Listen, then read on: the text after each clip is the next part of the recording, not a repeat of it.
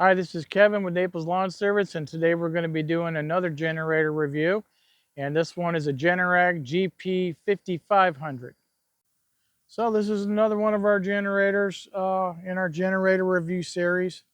Check out all the different generators on our channel. I have several. But this one is a Generac GP5500. Okay, it's got 5,500 running watts, 6875 on the starting watts.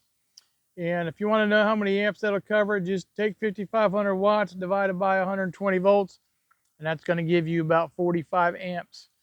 Okay, so you can run quite a bit of stuff with 45 amps. These are good hurricane generators. It's not going to run your whole house, but I'll tell you what, it'll run a refrigerator, a microwave, coffee pot, charge all your phones, run all your lights, ceiling fans. You don't have power during a hurricane or after a hurricane for a few days or a few weeks, and ceiling fans will go a long way. And you would just run cords out of it. You want to pick up some 20 amp cords, and you just run 20 amp cords out of this thing. You can run 4 of them as you see here. You also have an option to run this one right here. This is a 30 amp outlet. You can run that if you want. All right, now after you plug in your cord and you're running your load, if whatever you got plugged in stops running, come check your breaker. Because if you overload these, this little breaker pops out and then you have no power. You need to push it back in to reset it, okay? So these are your breakers. If you're running too much on a particular cord, it will pop. You will not be running your stuff. Your generator will still be running, but not your stuff you're plugged in. So you will just unplug the cord, reset your breaker, and take some of the things that you have plugged in off of that cord, and that's how you're going to reset your breakers. And it's a really good generator. We've had Generacs a long time. Generac is an American-made generator, so it's made in the USA, and that's nice. These things, I've never had a problem with one of these. These are such good generators. I've also got a review on the GP3600 you can check out. But this here runs on gas and usually starts right up and runs great. It is definitely good for hurricanes or floods or any type of power outage where you're going to be out for, you know, anywhere from a few hours to a few days, a few weeks, whatever you have. Okay, it comes with a no flat tires here for easy rolling around, and it has a pull handle up front for pulling it. Your fuel tank is 7.2 gallons. You fill it up right here. And this also has a low oil shutdown. If you run low on oil, it's going to shut down on you, and that would be one reason it wouldn't run. But you should never let it even get to that point. Always check your oil and make sure it's full and clean. And here's where your oil is right here on this little cap right here. You take this out, you're going to have some hash marks on your cap. And right now it's all the way to the top of the hash marks. So you can see there. It's had a little bit of use, but it's still fairly clear. But you should be able to see oil down in that reservoir right there. And that's how you're going to check it, and that's where you're going to fill it. And it takes SAE 10W30 oil. You should always keep a quart of that on hand because you do need to change the oil, especially if you're running it for more than a few hours. You're running run a day or two, you need to do oil change, which is very easy. And this holds 1.6 quarts of oil. So always have at least 1 quart on hand so you can do your oil change. Okay, now at 50% load, 50% capacity, that's going to run about 10 hours. If you're going to max it out, it's going to be shorter than that. Or if you're only going to run like a quarter load, it's going to run even longer than that. But at 50% load, it's going to give you about 10 hours. Okay, it has an hour meter here, and you want to keep track of your hours because we want to read your owner's manual, but every so many hours, you're supposed to do an oil change on this. So, and you do want to keep up with your oil changes. Okay, it does have a fuel gauge right here. And if you can't read that, you can always open this up and take a look. Okay, your length, width, and height, they're like 28 inches long by 28 inches wide, and it's about 25 inches high. The weight on this is 171 pounds. So 2 people could put this in and out of a pickup truck pretty easy. Okay, to run this, you got to put gas in. It will not run without gas. You'd be amazed how many people can't get it to start up, but they didn't put gas in. Okay, so you got to have gas. You got to turn your little switch on here. It's got to be on. You got to have your fuel turned on. Okay, it's got a little fuel shut off here. It's on the on position right now. A quarter turn the other way, it's on the off. If this is on the off, you will be pulling this for a long time because it's not going to start. Gasoline goes from the tank to through here and into your carburetor. So make sure this is turned on, and then you want to choke it. Okay, you pull it over to choke, and you pull it until it starts up, and then you put it on run. If you try to run it on choke, it'll run for a little while, then it's going to just drown itself out. It's not going to run, and you're going to wonder why it won't start back up. That's because you left it on choke. So you want to have it on run. Now, it's a very hot day today here in South Florida. It's like 95 degrees, so you probably don't need to choke. It's probably just going to start right up.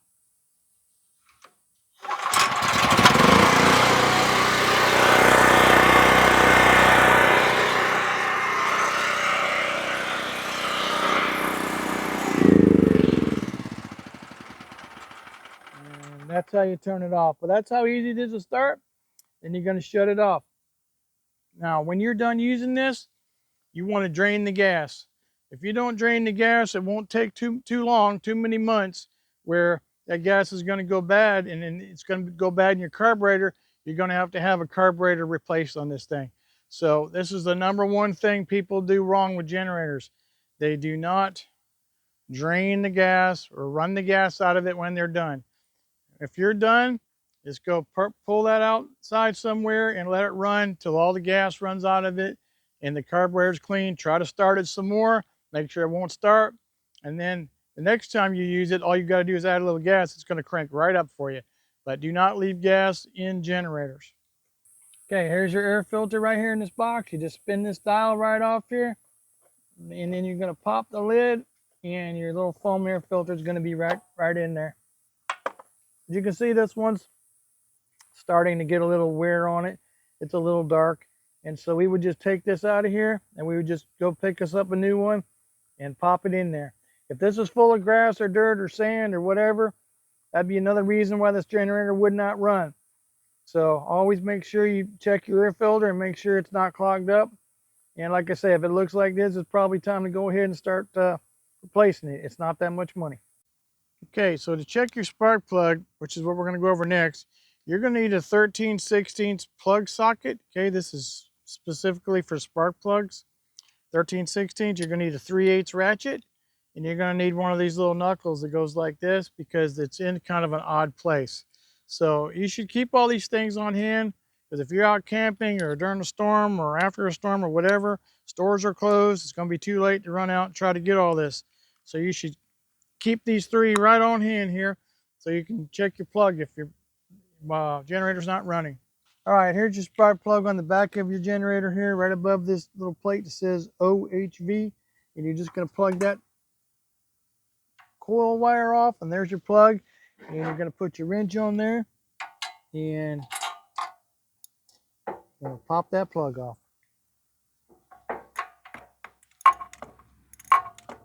Okay, so I pulled out my plug. It's got some use, but it's still very usable. There's nothing wrong with it. But when that electrode gets filled up with black carbon and all this junk, or if there's a bunch of dirt or grease or whatever on there, you want to replace that. Now this particular plug that's in there is a Torch F7TC. Torch F7TC. But you can use any brand plug that you want. It doesn't matter as long as it's the right size. Cross reference is a NGK BP7ES. NGK BP7ES. That's your cross reference chart results from this brand to that brand. I usually do run NGKs in my stuff, but if this is not running, you want to check. Make sure you got gas in it. Check your choke. Check your fuel valve. Check your on switch. Check your air filter, and check your spark plug. All right, now we're going to talk about what size generator do you need. What you need to do is get a pen and a paper Go around your house, figure out what it is that you want to run. Okay, do you want to run some fans, charge your phone, some lights, yes, yes, yes, and a radio maybe, or a TV, and you need to see how many amps each one of those draws. Which I can tell you right now, charging your phone doesn't draw nothing, running a light or two doesn't really draw much at all. TV doesn't really draw much, but how much did your refrigerator draw that you want to run? Okay, or how much does your microwave draw that you want to run? All right, you need to figure these things out. You're not going to run your air conditioning in your house, but if you can have one room and put a window shaker in that, you can get a window shaker for 150 bucks or not much more than that.